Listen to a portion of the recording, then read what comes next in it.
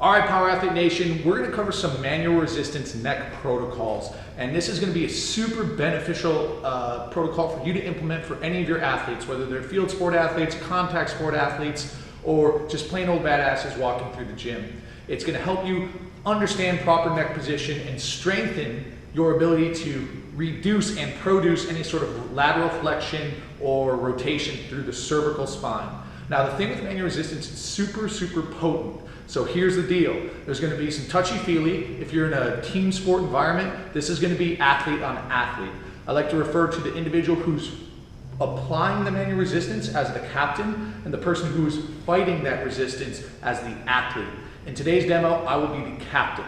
Now, what's important to know about any of the manual resistance that we're gonna be doing is that you, the captain, will be in control of how much resistance to apply to your athlete. It's gonna make a lot more sense as we get through the demo here. So I'm gonna have my athlete come in and lay down, and we're first gonna start with the flexors of the neck. Okay, that's your sternocleidomastoid system.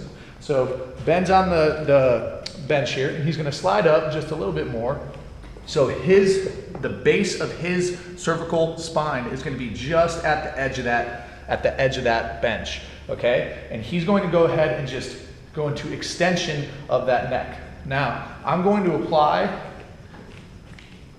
pressure on the top of the crown of the head and towards the chin, and Ben's going to go ahead and go into neck flexion.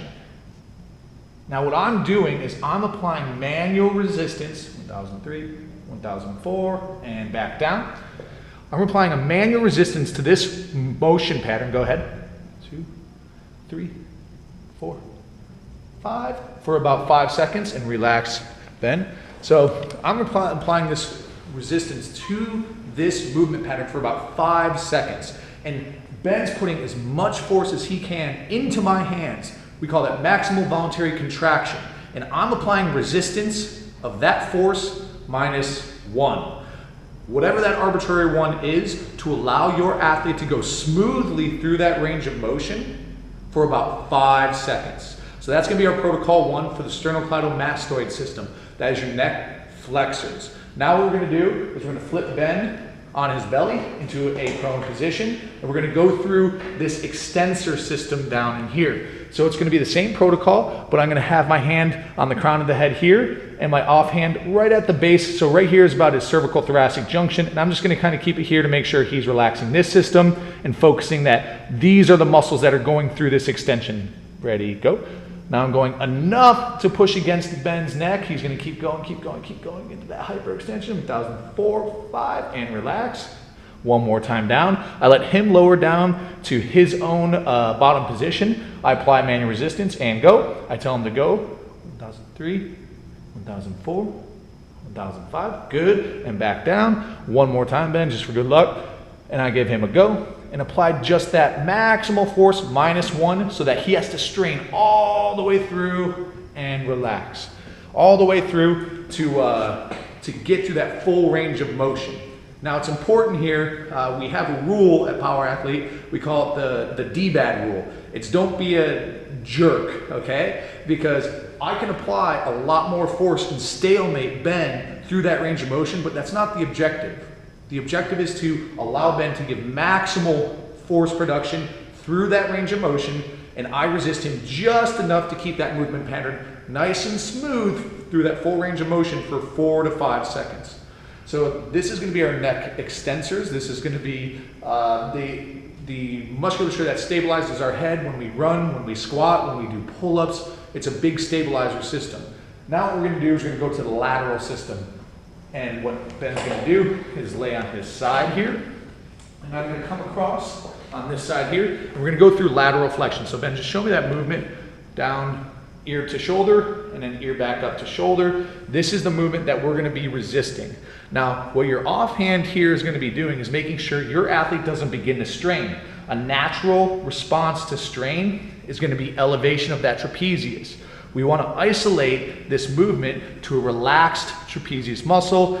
So we're going to just kind of keep this hand here to spot. If my athlete, if Ben's going, so go ahead and go Ben, and he starts to strain and pull this shoulder up, I'm going to stop, let him correct his position, Good, and we're gonna continue exactly where we left off, bringing this ear right as far down as we can, and relax, back down. Hands right above the ear, and here we go, Ben, lateral flex. He's gonna bring that ear to that end range of motion, making sure he's not straining, and good, back down. One more time.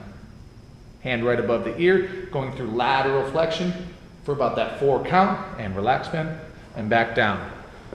So now we got that flexion system, that extension system, that lateral flexion system, and what we're gonna go into is the rotational system now. And this is gonna be a belly up protocol. We're gonna have Ben lay on his back here, but this time what we're going to have him do is go from this hyperextended position. As he comes up into flexion, he's gonna rotate his chin around and then into lateral flexion. And this is gonna be about rotation reduction. So if you've played contact sports or ever been hit in the face, think about getting hit, and that reduction of that rotation, your ability to decelerate that, really helps with not getting that snap or whiplash effect up in the noggin here. So this is how we can say this helps with that concussion prevention, because it protects the cranium and the brain inside the old dome. All right, so placement is gonna be the same, right on top of the head and on the bottom of the chin, and Ben's gonna go ahead and push, push, push, push, and I'm gonna resist as he goes up, good, and back down, top of the head, bottom of the chin, and we're going to that good flexion, resist him on the other side, and back down, and relax. So let's go back into exactly how we're gonna implement this sucker.